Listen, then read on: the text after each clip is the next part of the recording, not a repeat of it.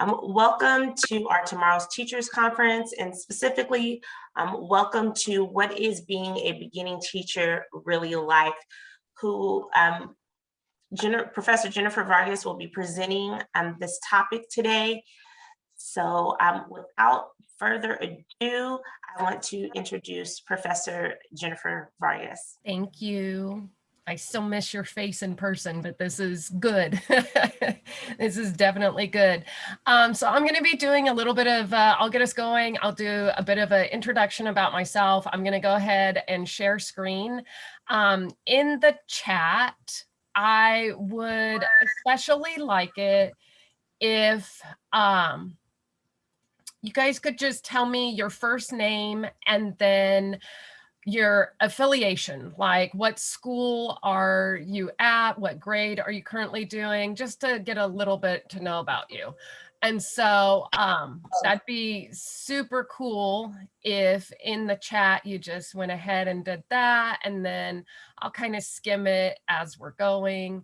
Like I said, I do see a couple of my students, so you know me and you know a lot about me already, but for people that are meeting me for the first time through Zoom, I would like you to know a little bit about me. So this workshop that you have chosen is going to be what is being a beginning teacher really like. And so I try to hit a few different things like, what are people's general expectations about the teaching profession?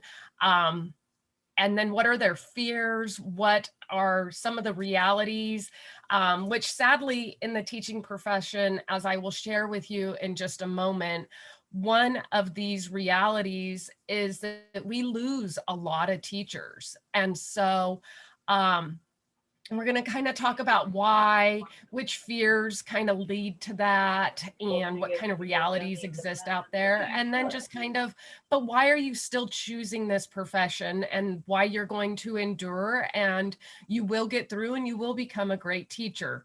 And so that's kind of what this session is going to be about. And so what is being a beginning teacher really like?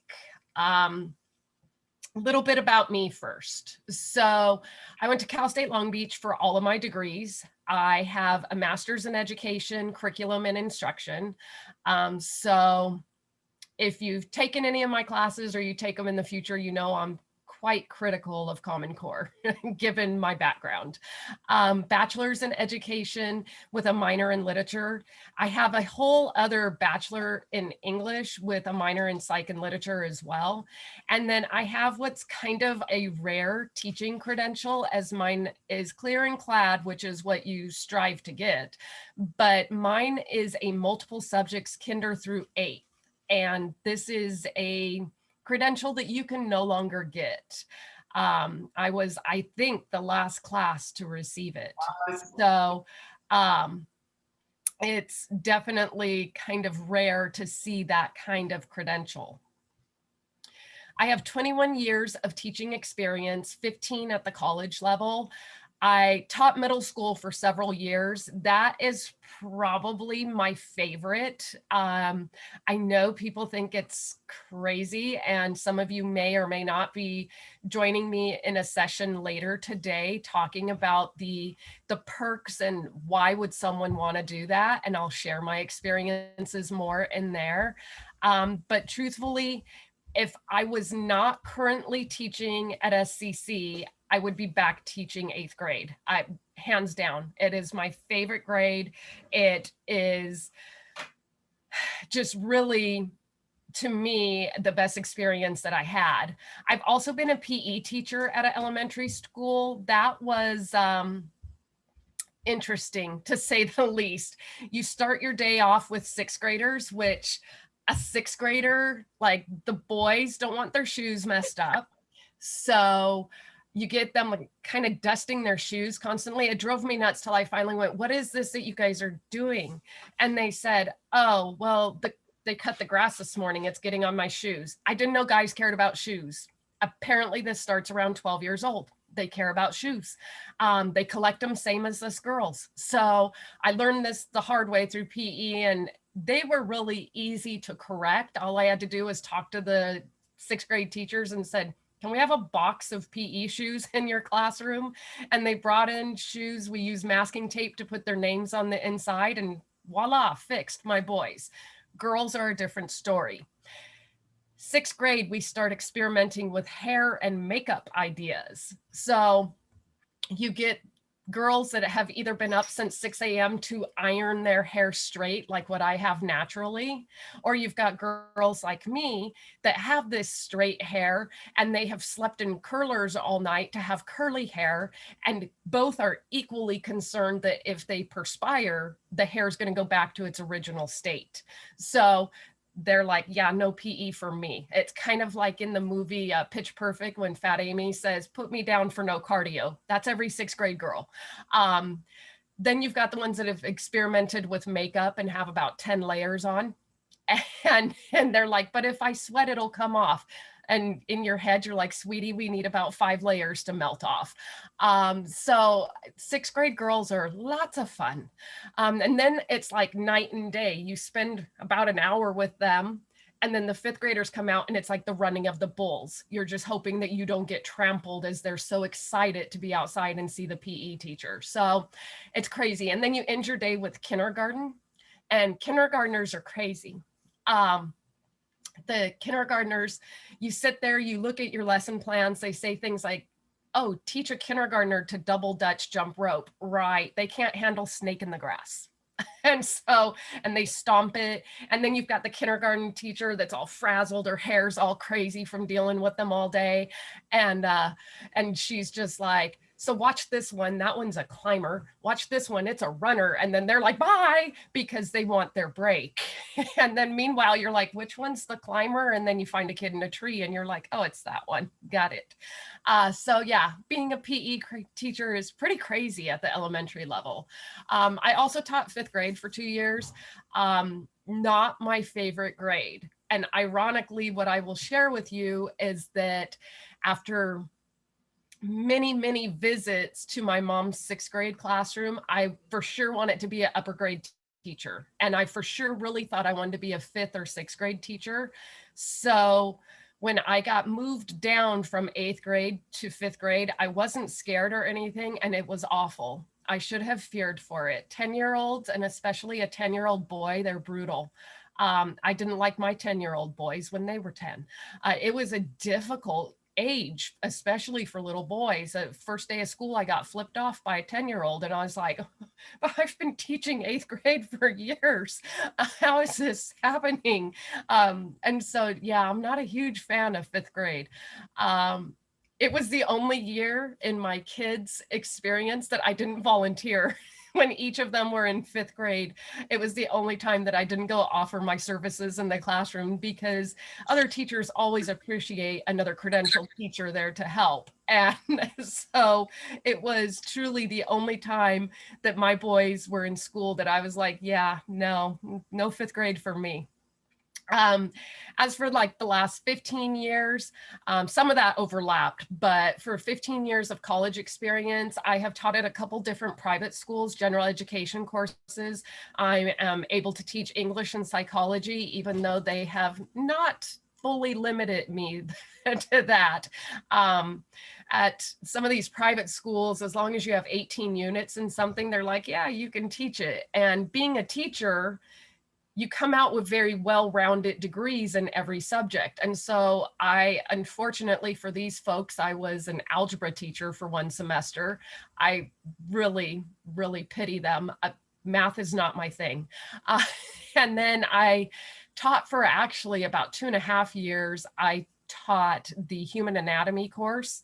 And so that one, I think I felt more at home with, and I had a lot of science because I originally was a biochem major. My original path was not teaching, believe it or not. My original path was to actually be a scientist that worked with the CDC to work on cures for major diseases. And like right now would have been my thing, working on trying to fix COVID-19. How do we get rid of it? So that was actually my original pathway. So I had quite a bit of science, and that college put me to use teaching the human anatomy. And so I did do that for a couple years. And for the last 9, I have been teaching at Santiago Canyon College, the education courses. As I know, I recognize some of you. I've seen your names listed, and I either have you currently or I've had you in the past. And so you guys know I've been around for a while teaching the 101, the 110, 200, 210, and 113 classes. So for those of you that are my high schoolers that are joining us today, hopefully I will see your faces either on a Zoom screen or in person soon, taking some of those classes. So that's just a little bit about me so that you know what I'm talking about when I'm going to share some of these things with you. So one of the things that I especially talk about in my 110 class pretty much throughout the semester, and always here and there in the 200 and 210 class, is what do beginning teachers really think their first days are going to be like? And some of the things that either these are my personal, what I know personally I experienced, or what I gather from my students, is that everybody kind of has this preconception that, oh, there's just going to be lesson plans provided for everything. No, there's a reason why we teach you how to write them. The reason that we're teaching you how to write them is that from the moment you're hired and given a grade level, you are then just, okay, you're on your own. And I think that that is a big shocker for a lot of people. I also think that I have gathered from my own experiences as well as from other students, especially in my 200 and 210 classes, when we talk about this, is that they think that there's going to be this big book of just everything I need to know and everything I need to do in order to teach. And that's not the case at all. You create it. And so one of the things that I always share, I'm a real teacher. So I again, through my experience, have found that the way that I handle things best is that if I know what's coming, I can prepare for it better. And my teachers in college didn't tell me the real things like I'm about to share with you guys in this session. And I wasn't told real ideas of what happens and real scenarios of what happens. And so a lot of stuff was a shock. And my mom never said that much either, because she kind of figured that my teachers were doing it. And so I'd come home a lot of the time and I'd just kind of be like, Mom, you didn't tell me about this. This sucks. And she's like, your teachers didn't prepare you for that? I'm like, no. And so it was kind of harsh that first year. And when I talk about like big book, one of the things that I always share with my students is like, for example, this is my teaching binder for my 101 class. So this is my teaching binder. Without this, there is no 101 class. When I started teaching 101 9 years ago, there was no binder. This is 100% me. That's teaching. And that's just being real. That's how I am in my classes, is that I want you to know what you're getting into. Don't spend time taking classes. Don't, especially once we're able to get out there and start getting in the classroom, don't waste time if this is not really what you're up to doing. So I like to just be super real with my students, because I never got that. I never got that. And so a lot of how I teach is what I wish I had in my classes. Not to say that Cal State Long Beach was bad. I am considering my doctorate right now, and they are top of the list for me to return there. So it's nothing bad on them. I think that teachers just get fearful of sharing the truth, that if they share way too much of the truth, people will be like, yeah, no, and bail. And I really think it's the opposite, that if you know, you can kind of build for those expectations. I think the other thing that everybody thinks is going to happen is that you're just going to be like, oh, oh, you're so welcome to be here, that every teacher's going to have open arms and like hug you. Well, if we ever return to hugging, but you know, have these total open arms and anything you need. It's not like that. They usually, it's kind of like a scene out of Mean Girls. I hate to tell you. I mention this a lot in my lectures, that mean girls grow up and then they become teachers, and there's always that one clique. And so when you're the new one, there's usually a lot of just, you're being looked at. It's high school again at first. It totally is. And so you got to make friends. You have to remember what it was like to be in school. And then finally, the last thing that I think a lot of people think is, oh, this is going to be a breeze. I've taken all these classes. I've got my degrees. I've made portfolios. I've done this. I've done that. Easy peasy. There is nothing easy about teaching whatsoever. So, like I said, there is no big book. You make the big books. There's a lot of hours. There are a lot of hours. There's tons of planning, constantly just sitting around planning. And even though I have my big books, I still plan, because you're always changing things. Like I said, I've been teaching this course for 9 years. You don't just teach it the same all the time. While the textbook remains the same for several semesters, you want to implement new things. You want to change it up. You want to give it new spins. You want it to be current. So I'm always planning. I'm always tweaking things. That first year, you feel alone. My first year, I felt all alone a lot of the time. My best friend at school, like my best friend, teacher friend, was a now, like at that point, elderly woman that was approaching retirement and had been a teacher there when I went to that school. And she was my best friend. All of the teachers, there were about 7 of them who were teachers there when I had been a student there. My principal was also one of the teachers. So there might have been a slight form of favoritism there when I got hired. However, there were, with the principal included, 8 teachers there. And of course, all 7 were just like, oh, Jennifer came back to us. Jennifer's a teacher now. Oh, and they just all loved on me. And they were like this big group of grandparents. And I was like, that was my support system, which I guess was really great, but they all retired that year. And then I was so worried I'd be so alone, because here all my former teachers were going to be retiring.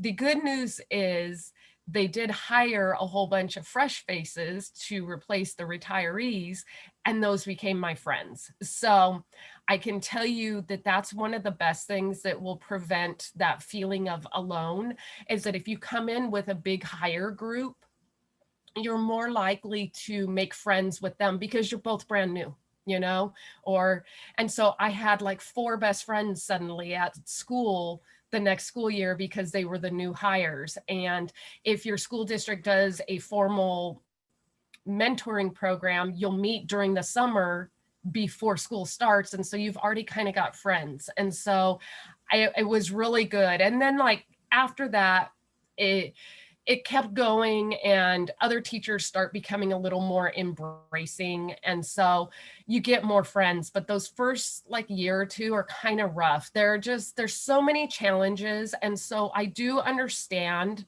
why a lot of people do leave the profession and just find the profession to be difficult. However, I really think that if it's what you want to do in your heart, if this is what you really want to do, what you've been dreaming of doing, none of these challenges will stand in your way. I know they didn't for me. So as I said, unfortunately, we do lose a lot of teachers. And a California study looked at this and said that 22% of teachers in California leave the profession after only 4 years. 81% of these people who left said that they started teaching because they wanted to make a difference. And 28% said if issues were resolved, they would come back to teaching. That's not a huge number, but it's still a pretty big number. There are certain districts across the United States that lose more teachers than students annually. And that is not good. So we definitely know we have some things that we need to work on in this state, in this country, as far as education and teacher retention. And what can we do to make sure that teachers don't want to leave and that they have a good beginning teacher experience? So why do they go? These are the most common reasons that people cite. And they'll say that they didn't have that support. Like I said, a lot of beginning teachers just expect that automatically there's going to be that teacher that's like, oh, hi, I want to be your new school best friend. And so that doesn't always happen. Also, you feel the pressure of time for planning because it's every waking moment at first. And so it consumes your life. And for a lot of people, that's just a breaking point for them. The lack of support from colleagues. Like I said, a lot of beginning teachers get this misconception in their head that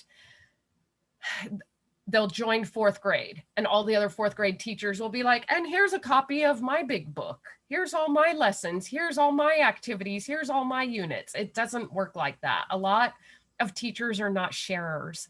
And so there's not a lot of sharing that happens. The other thing too is some districts are short on books, and there's a lot of times where kids have to share books. They don't have books to take home. And this can be extremely frustrating for a teacher. And to me, like, that's not enough to leave the profession. Like, really, just because there weren't enough books, I think that's being a little sensitive. But then again, I have never taught in a school or district that had this problem, so I didn't experience it. Excessive paperwork. That's all teaching is papers.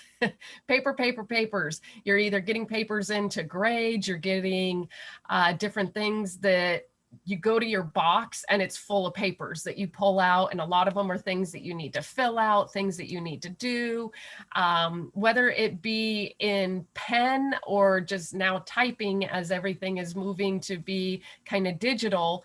There is a lot of paperwork and a lot of things that you have to keep track of.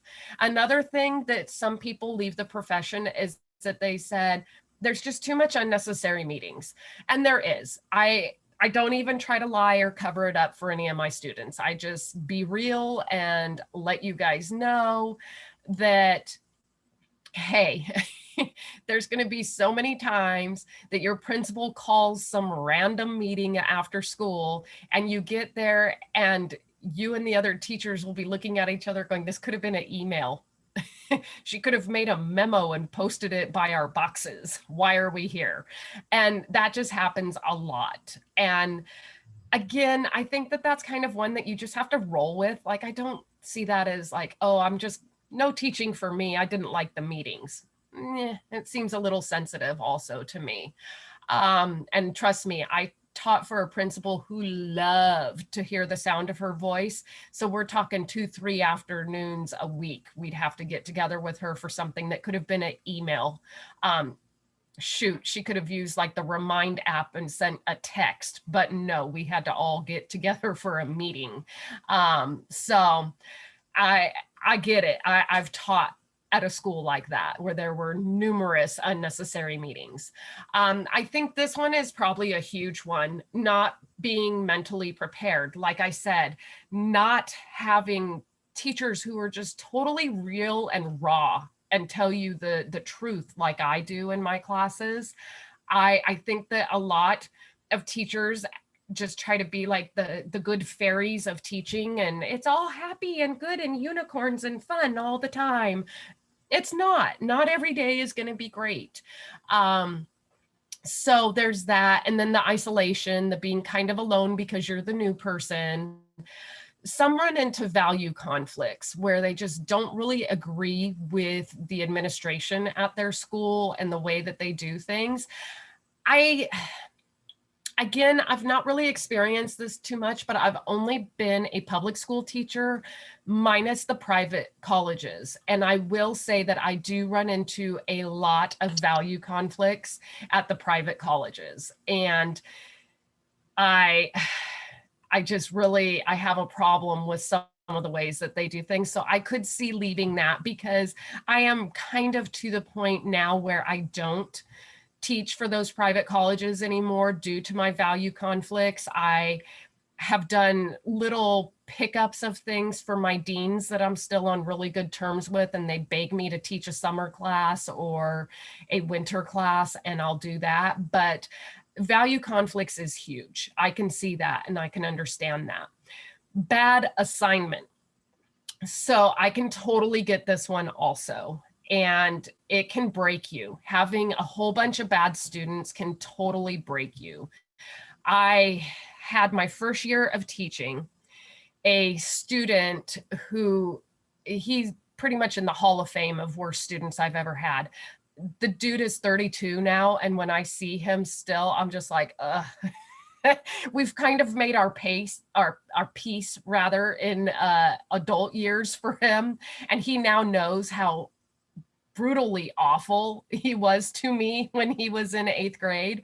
And he also realizes now that I was the only teacher who actually cared and was trying to be that adult that was there for him. And he just kind of crapped all over me all the time, but it was rough. And so imagine that you're kind of isolated. It's your first year, and then you've got this student, and I had him for both English and history. So 3 periods out of the day, so much fun. And it was like one of those things where you're just like, please be absent. Like the late bell is about to ring and you're watching the clock. Oh, he's not here. He's not here. And then as the bell rings, he comes in and then does like the Michael Jackson, woo! And you're like, and he's here. And it was stuff like that it almost broke me. And like I said, more recently in the last couple years, he and I went to the same gym, and he was like, hey, it's Miss Caldwell. And I was like, oh, crap, it's you. I never wanted to see you again. And no, we definitely have made our peace. He has a child the same age and really given his teachers a hard time at junior high. And so he's like, I realize now, really, I was messed up. And I was like, that's cool. And so it's all more just funny and joke, but he was definitely in my Hall of Fame of worst students I've ever had. And then he came my first year. Other thing was like, as far as like Hall of Fame of worst class I've ever had was my first 5th grade class. When I got moved to 5th grade, it was not by choice. It was due to a reduction in workforce. And so you're just happy you got to keep a job at that point. And so I got moved to an elementary school, and because remember, I had that special K-8 credential, so I could do anything. And they were moving me to 5th, and I was excited to go back to the grade that I really thought was going to be the one that I wanted to teach. And then, like I said, the first day of school, I got flipped off by a student. By the end of the week, he was just saying it to my face.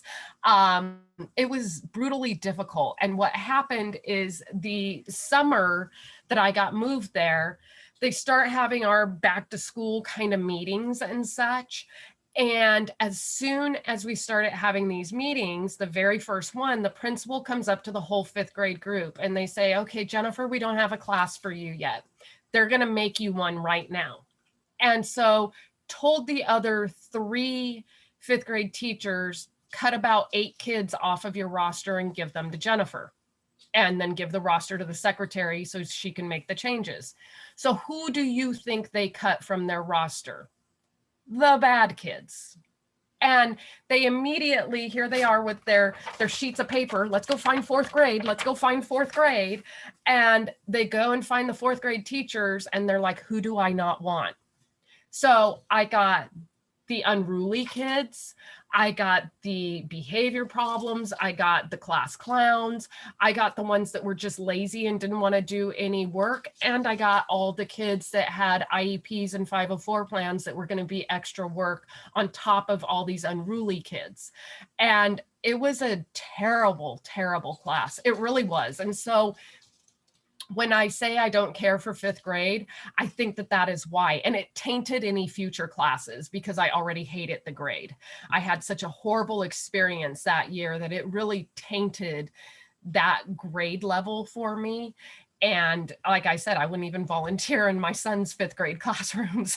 So I was just like, no, I pass. So I really don't know. I'm definitely sincere when I say I would go back to teaching eighth grade over anything else. I had that bad experience at fifth grade, so it would definitely make me a little cautious for fourth or sixth. And I am not a kindergarten teacher. I am not. I tell my students this all the time. My mom went from sixth grade to kindergarten like easily. Like no problem. It was a huge favor that the principal asked just because they had a couple teachers quit. They had a couple get laid off and they were in a huge imposition. And my mom went, I don't care. I'll go down to kinder. And she loved it. She's psychotic. She was like a mama bear. They were always crawling on her all the time, like bear cubs. And then she'd come home sick and I'd go, this is why you're sick. Too many germs. But nonetheless, she adapted fine. I did not. When I became a sub, she forced me to substitute for her class. No. And I'd go in and go, this is my space. This is my space. Don't invade my space. And then the next day they'd go, your daughter was mean. She wouldn't let us touch her. And then my mom would come home from work and go, so how was your day? Good. How was yours? So my kids said you were mean. And I was just like, don't make me sub for you then. Yeah, kinder is not my thing. So I definitely can 100% assertedly say I would go back to eighth grade over anything else. No long-term commitment is the next one on our list. And I would say that some people get into teaching with kind of lofty feelings about it, that like, sure, I'll do this for a while. I'm just going to tour teaching as a career option. And they weren't super committed in the first place. So that's why they leave. Salary is another reason. I think that sometimes people think that they're going to get paid more than they do and quicker than they do. Pay schedules are very straightforward. There's nothing to not understand. So that's why in my classes, I teach all my students how to read and understand a pay schedule. And not only that, how do they find the salary schedule on a website, as it is public information. So before you even apply at a district, see what it does, see what your rates of raises are each year, because it should increase every year. Or do they only do it every couple years? But anyhow, it allows that to not be really a big reason, because you can see what you can do. I think the next one is just those overall expectations, that they never had teachers who fully prepared them for what teaching truly is. They never understood what it was going to be like. And so once it's upon them, they're just so disappointed and they're just worn out.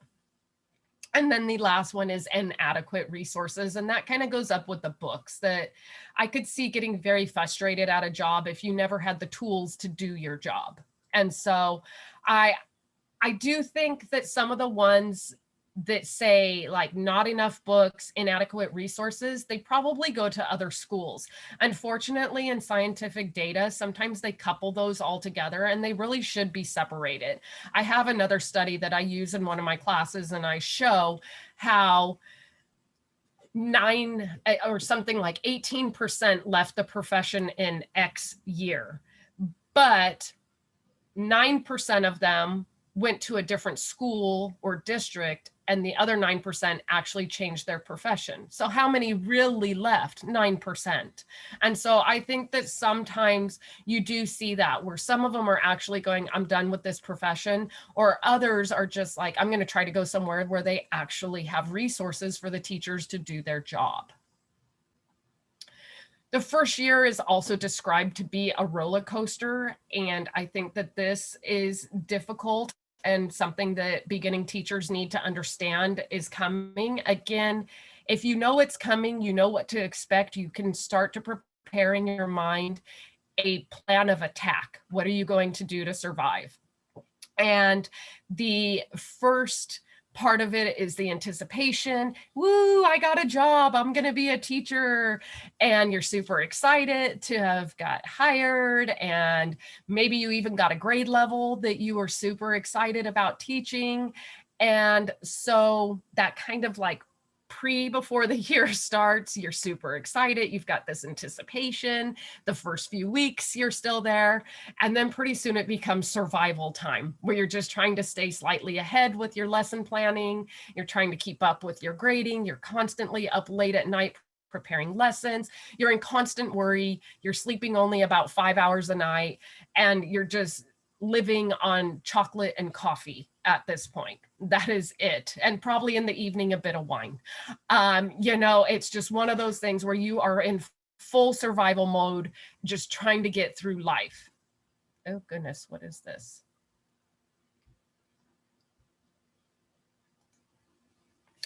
And then finally, you hit disillusionment. About 2 months in, your morale goes down from all of these late nights and no sleep, and you just totally have this kind of meltdown moment. Everybody kind of has that first meltdown moment, and you're just exhausted from survival mode. Fortunately, this doesn't last for too long, as the rejuvenation period sets in soon after, and that's usually a break. And for many teachers, that's the Thanksgiving break. You get that 1 week, 1 week of sleep, 1 week of prep. You get time for you. You get to take a bath or a long shower, whatever it is that makes you feel good. And you get a little bit of that time, and then you have some relaxation, and school comes back and you're like, okay, I'm ready to go again. And then the next 3 steps kind of repeat. The reflection really doesn't happen until about June or July. You're in the midst of summer, and then you're like, okay, let me put together what happened this last year. Let's start thinking about what I want to do. I always recommend that my beginning teachers have a composition book. I think it's super important that you keep a composition book near your desk, near your teaching area, and a pen or pencil in it. And as things arise in your class, that in your mind, that reflection starts to happen where you're like, I need to change this for next year. This isn't working, or I need to tweak this a little bit X, Y, or Z way. Make that quick note, write the lesson, write the unit, write a quick note to yourself so that you'll remember. And then that's where in the summer you start revisiting that, or even during the breaks, you start visiting your composition book on what am I going to change? What am I going to do differently? And I can say that this is really the first year. The very unfortunate thing that does happen and can happen is that, let's say you are hired as a 4th grade teacher your first year. Some sort of chain of events occurs and they tell you that you're going to teach 3rd grade the next year. Well, guess what? You kind of have a first year roller coaster again, because you're starting from scratch. When you change grades or anything like that, remember we talked about my big book? Put this in the trash. It's starting over again from scratch, 100%. So don't literally put anything in the trash. You never know when you're going to go back to teaching it. But at the same time, it is one of those things where you're like, okay, we're starting over. So that is unfortunate that while the first year roller coaster happens that first year, it might repeat again later in the future as you end up teaching other things. So the desire to work with children and young people is the most frequently stated reason as to why somebody wants to become a teacher. The next is that they just have a passion for teaching, the teaching lifestyle, what have you. The third is going to be the influence of a past teacher has influenced you to want to become a teacher. This could even be teachers in your family have influenced you to want to become a teacher. A desire to serve. A lot of people, similar to those who become priests and pastors, have this just feeling of, I want to give back. I want to serve my community. And that's why they become teachers. The practical benefits of teaching. You know, a lot of people like the fact that you're going to have really good health care, you're going to have good retirement, you're going to have vacation time for people that plan on having families. It provides time for you to be with your kids at the same time because you'll be on breaks. And so for a lot of people, that looks appealing. And then finally, job security and status, the tenure, the idea of tenure, that your job is protected and it can't easily be taken away from you. For some people, that is super, super important that you will have that job security. So at this time, we're going to have a poll. You should see it on your screen now, and take a minute to choose why it is that you want to become a teacher. So as you see, we had 75% that said they want to work with kids. So that kind of matches up. 42% said the passion for teaching, the teaching profession, and all that that implies. 35% for influence of past teachers. 22% want the desire to serve. 14% those benefits, and 10% with job security. And I'm sure for some of you, there's multiple. I'm sure for some of you, you're like, can I pick multiple ones? But yeah, it is totally one of those things where this does kind of match up with what we know to be true. I'm going to go ahead and stop sharing. So what is it like being a teacher? It's complex. It's not just something that you can observe. I always tell my students, when you are able to get out there and observe in the classroom, it's more than what you're seeing. And I'm sure when our teachers have our students in there, they're really hoping not to have a bad day or any kind of crisis breakdown in the classroom, because they want you to have a good experience. Good teacher is not just all about methodology or ideology. There's definitely having that identity and understanding of who your students are. It's creative for sure. So even if you see yourself as not being artistic, totally different creative. I'm not artistic. I can't draw a stick figure without somebody knowing what it is. So, but I'm creative. I've got oodles and oodles of creativity. Requires a continual shaping and reshaping. Like I said, even though I've been teaching a class for 9 years, I do just keep kind of changing things around. You want things to always be current. You want them to be relevant. It's exhausting. It's complex. It's never the same twice, but it's totally in your heart. It's an intellectual and ethical enterprise as well. It's got tons of unpredictability in it.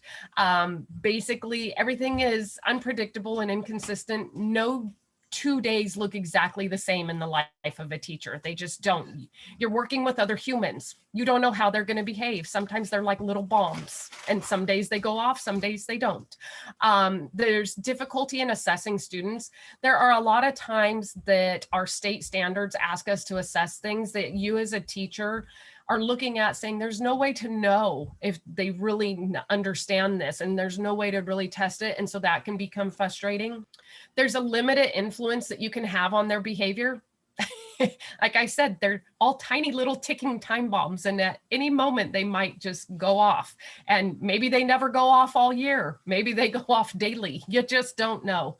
I always share a story when talking about student behavior with my students about a college student that I had that had narcolepsy, meaning that he just randomly fell asleep. And this is really not right, but I had asked him to be late the day I was being observed, and he forgot and came in, and I was like, it's fine, it's fine. I'll just be quite lively today. And of course, my dean sat right beside him. And then, of course, moments into my lesson, he's and afterwards, when I did my meet with my dean, and he says, well, normally you're so lively and you keep a lot of humor, and it's one of your best traits as a teacher, and your students are always super into it, but you had a sleeper today. And I was like, he has narcolepsy. I was kind of hoping he might be a little late today. And he was like, right, narcolepsy. Well, then he gets in his computer, pulls up the student records, and he's like, oh.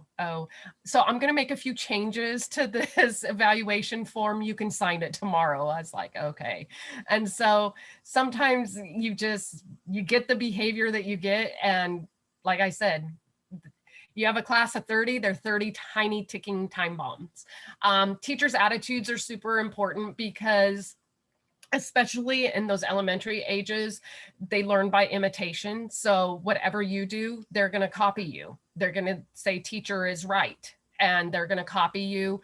Once you start getting to those higher grades, you're a model for your students, and this is where you can influence them to want to be a teacher. And then just how immediate and unpredictable, again, just mentioning that, because your classroom will always be rapidly changing. It's multidimensional and it's irregular. No day is the same. You can't just be like, oh, and let me tell you this one, wind. Something as simple as wind triggers kids. I don't understand it. I don't. I've been teaching for over 20 years. And yet when the Santa Ana winds kick up, I know that every teacher across Southern California is going to have a bad day. They just are. Wind. It's a strange thing. It's also just a way of being. It is your state of being. It's who you are. It's natural. There's a passion about what you do. It's a live performance every single day. I always tell my students, this is your stage. The front of the classroom is your stage. You command the stage, you set the tone. And it's true. And then it is your opportunity to serve. Like I said, we have a percentage of people that voted for that being their main reason for why they want to be a teacher. So how do you be successful? How do you be successful? One, don't be in denial. When you have a real teacher like me that's willing to share raw information so that you know what's coming, accept it, breathe it in, figure out what you're going to do to deal with it. Don't wait to plan until school starts. Start doing some kind of planning. Of course, that first day of school, go through and you're just like, I have to tweak a bunch. So you do. So you tweak a bunch. Never try to wing it. Always do a lot of mental planning. Being a teacher is very much living in your brain. You live in your brain constantly. Lesson plan as much as possible as soon as you're hired. Start putting units together that you plan on trying to teach, things like that. Keep a journal. Like I said, keep multiple journals if you have to for different things. Keep a detailed calendar or even two. I share with my students, I have several. I always have several. And always ask for help. Always ask for help. I would say one of the things that I left off this slide is maybe start watching some teacher blogs, start watching some YouTube channels of teachers, and find one that feels, I always tell my 110, because that's where I share a lot of these YouTube channels. I always say, find someone to follow that as you're watching your videos, you're like, if we work together, we'd be friends. You know, find that person that you feel some kind of connection to when you're watching their videos, and start learning about the teaching field through them. And I think that makes a huge difference too. We're going to have one more poll, and then we're going to save the rest of the time for just questions and answers. So current poll is, what is your biggest fear? What are you most afraid of your first year? Not being prepared, not having support at your site, having your expectations not met, feeling alone, that bad assignment that I mentioned. If there's something other that I left off, feel free to share in the chat. 62% are worried about not being prepared. And I think that that's valid, but I think at the same time, if you start doing that mental preparation and trying to figure out, so what am I going to do? What can I do to make sure that I can be more prepared? Not having the support at your site is 31%, tied with a bad assignment. And I agree, those are definite big fears, definitely. The next is going to be your expectations not being met as to what you thought the teaching profession was going to be. And then the next one is 24% with just that isolation, that feeling alone. So I do want to make sure before I open it to Q&A that I see a lot of you in the chat talking about the parents, being afraid of parents. So one of the things that I do in 110, 200, and 210 is called the fishbowl assignment.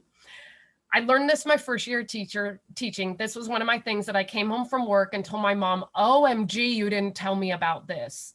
And she was like, oh yeah, parents suck. And so I had a parent who went off on my principal because I got to school first. And I wasn't speeding. I did not cut off this parent. It just totally baffled my mind. And this was just a desperate housewife with too much time on her hands. And my principal was like, I don't know, she's crazy. I don't even know what she's talking about. So, and she's like, just if the student asks, I talk to you and whatever, maybe drive a different way to school. And I was like, okay, so weird. And so I have my students do fish bowls where I have you try to put yourself in a situation once a week of something that you have done throughout the week, or maybe a post that you were tagged on social media in. And I have you kind of take time to reflect on, would parents of prospective students, would they be okay with what they witnessed as far as your action or what you did? A lot of the things I use is like, of course, the things to be careful for, road raging, because you never know who is a parent of one of your students. And so road raging, I always say, like, any post that might get criticism on social media, keep your social media locked up, keep it private, because people are always looking for an excuse. Like I said, there's people out there that are just bored. And so I always say that one. The other thing that I mention also is just how you behave in public, how you're dressed in public. You get the revealing clothes versus even those that go to the store in their pajamas. Do you really want to be a teacher and be spotted out in your pajamas? And so stuff like that. And I think that when I prepare my students at such early stages as a 100 level class and a 200, which keep in mind, the 200s are technically a 300 level at the four-year university. Professor Vargas, thank you so much for this presentation. I know there's so many things to talk about. I think this would be a good one. How can you best mentally prepare yourself, especially for the first beginning years? Like I said, I think to get that mental preparation, one of the things that I already shared is maybe finding a couple of those YouTube channels and watching other teachers' experiences and see what their first day is like, what their first year was like. Find somebody to watch and learn through others. And I think that will help. I also hope that many of you, especially those of you who have joined us that are my students now, or those of you that maybe become my future students, that you have a teacher like me. You have a college professor like me who is just real and raw and let you know. And I think that will help you mentally prepare, because then you're like, okay, I know it's just not all roses and unicorns coming. And then if you watch some different YouTube channels of different teachers, stuff like that, I think that would be huge. So thank you. And I'm so sorry, everyone. I know that there were so many great questions. Hopefully we can get those answered at a later time.